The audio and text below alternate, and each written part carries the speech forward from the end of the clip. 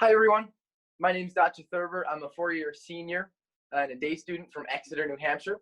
So thank you for joining me from what I guess is my dorm room and my classroom and my college board approved AP testing site and now my concert hall.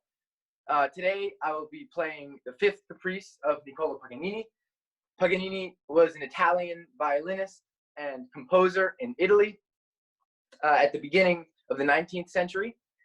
He was known for the virtuosity and technique in both his performance and in his compositions, so much so that he was actually said to have sold his soul to the devil. And this Caprice features a technique in the right hand, in the bow, called saltato, which is a ricochet bowing, which bounces thrice downwards and once upwards over and over again. That will happen in the middle of the Caprice. The opening and the closing, the sort of bookends, are scales and arpeggios. Here we go.